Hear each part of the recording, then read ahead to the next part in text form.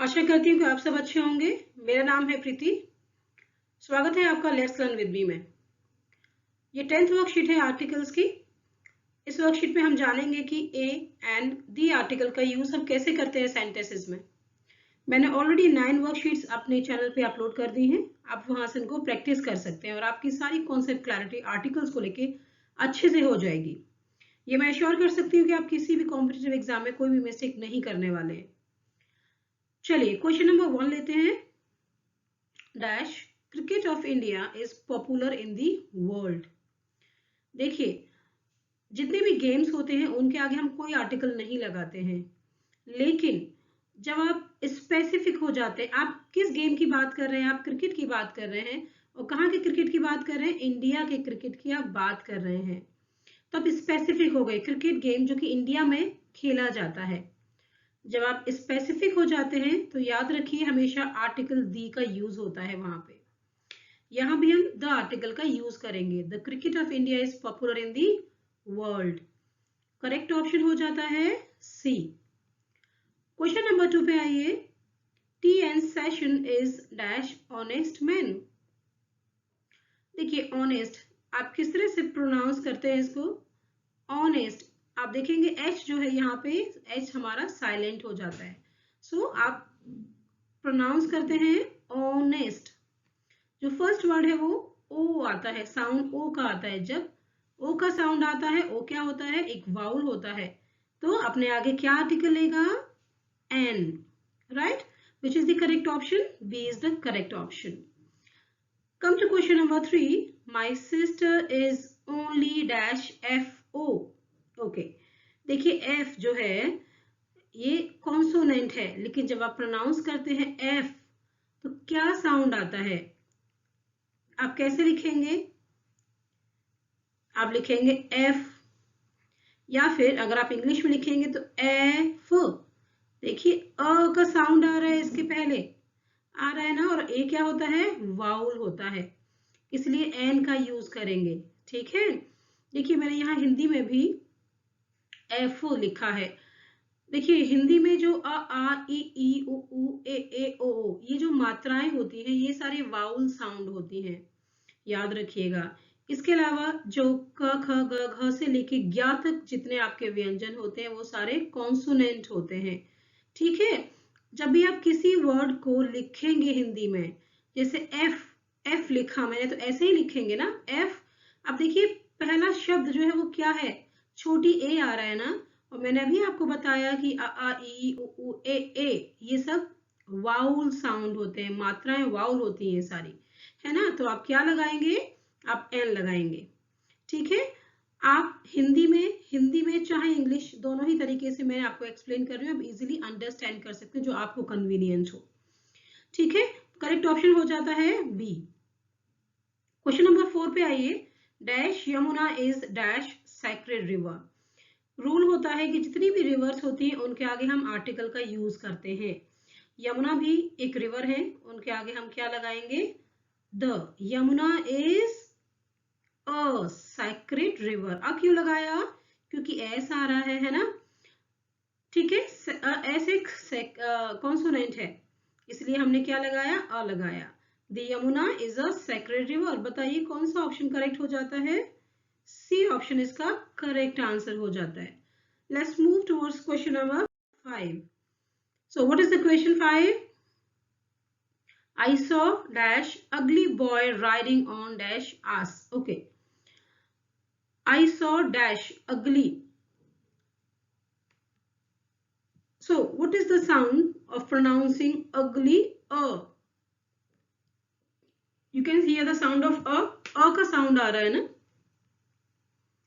देखिए ugly आप ऐसे ही तो लिखेंगे ना, ugly, right? So the first word is a का sound आएगा और एक वाउल है ना। क्या लगाएंगे, I saw an ugly boy riding on ass. Again a का sound है on an ass. Okay, so which is the correct answer, A, N and N, right? Question number 6 पे आइए। Dash Mahabharata is dash holy book of dash Hindus. Okay, देखिए महाभारत दे रखा है, जितनी भी religious books हैं सबकी, चाहे आप रामायण लीजिए, महाभारत लीजिए, पुराण लीजिए, बाइबल लीजिए, गीता लीजिए, सबके सामने आर्टिकल का यूज होता है। ठीक है, दी आर्टिकल आएगा यहाँ।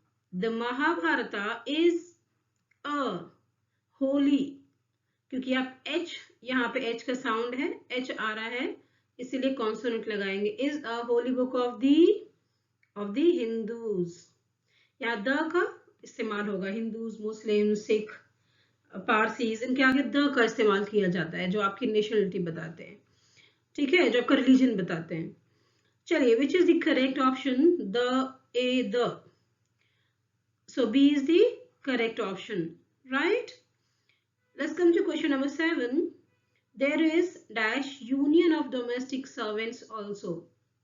देखिए यहाँ यूनियन आप कैसे लिखेंगे? यू ऐसे लिखेंगे ना यू, या इंग्लिश में भी कहूँ तो यू कैसे आता है? What's the spelling? YOU, union. Y word जो है उसका साउंड आ रहा है हमें यहाँ पे, तो वाई क्या है? एक कॉन्सोनेंट है, कॉन्सोनेंट के साथ क्या लगाते हैं? ए लगाते हैं। आप लगाएंगे A. There is a union of domestic servants also, so which is the correct answer? A is the correct answer, right. 8th is dash Rajdhani Express is dash fastest train in India, right. So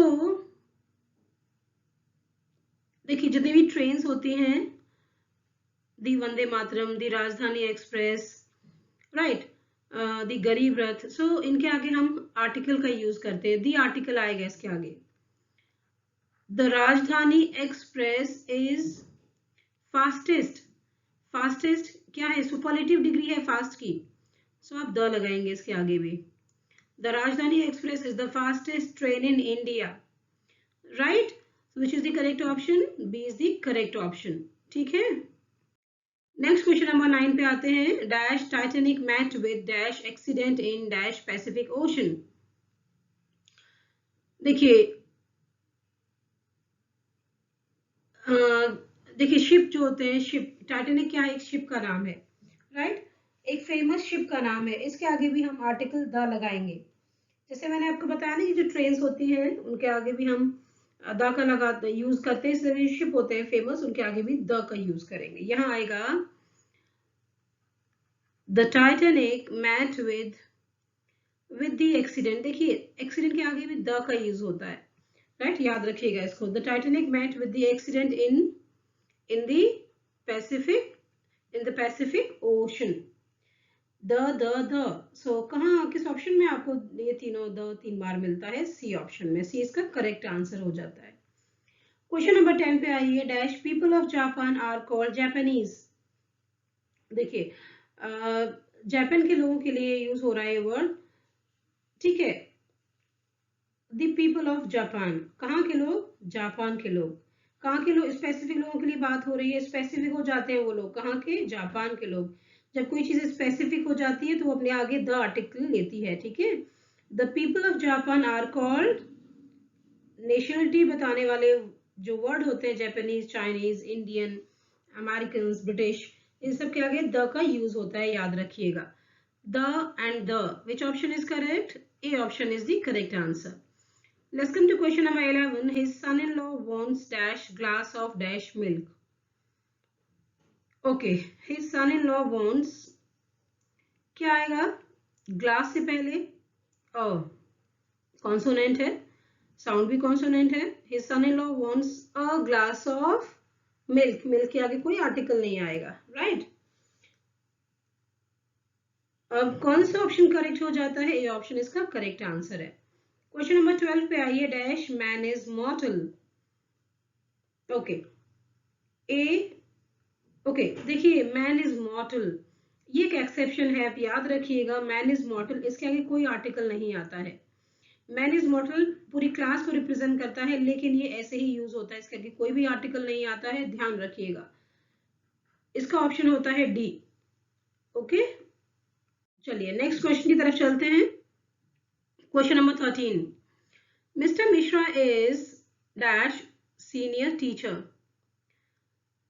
okay, देखिए mister Mishra is, इसके आगे आएगा is a senior teacher, right, senior junior, इनके आगे अ का ही use होता है।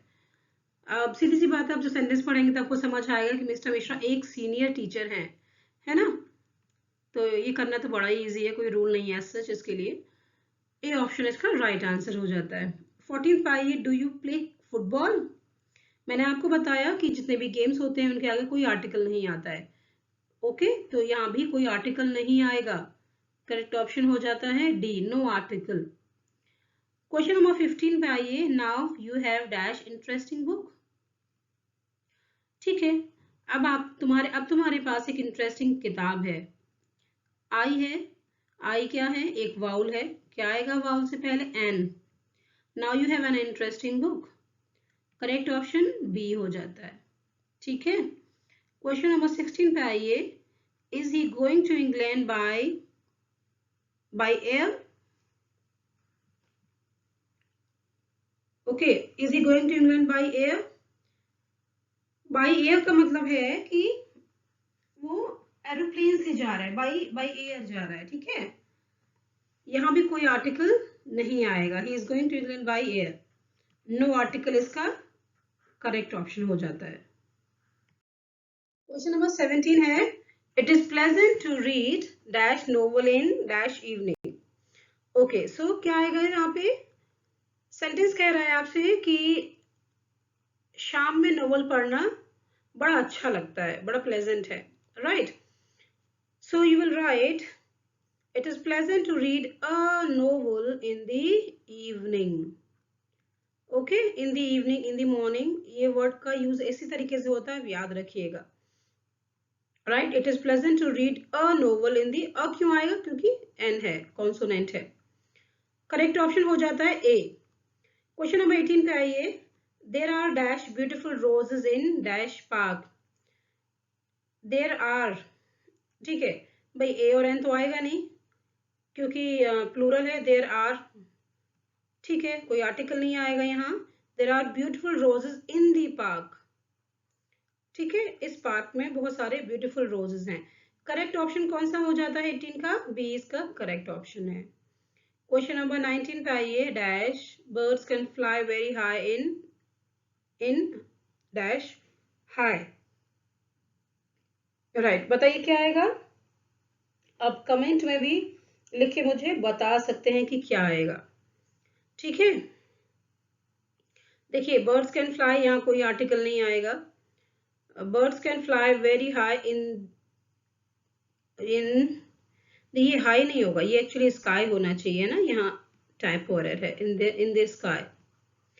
अब स्काई जो है वन ऑफ इट्स काइंड है, एक ही आसमान है हमारे पास, है ना। आपको मैंने बताया हुआ है कि जितनी भी अनोखी चीजें होती हैं वन ऑफ इट्स काइंड होती है, उनके जैसा दूसरा कोई नहीं होता है। उनके आगे द का यूज होता है। The earth, the moon, the sky, right, the world, right. ठीक है, तो क्या करेक्ट हो जाता है, बी करेक्ट आंसर हो जाता है, राइट।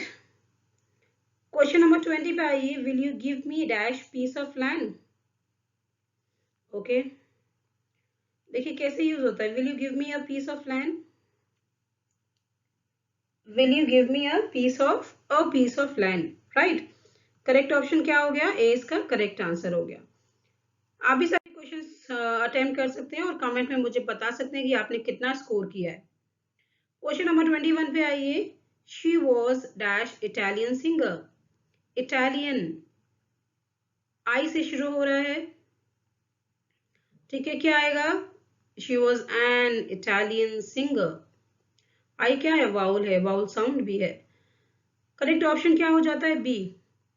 क्वेश्चन नंबर 22 पे आइए। I want to appoint dash assistant. मैं एक असिस्टेंट अपॉइंट करना चाहता हूँ।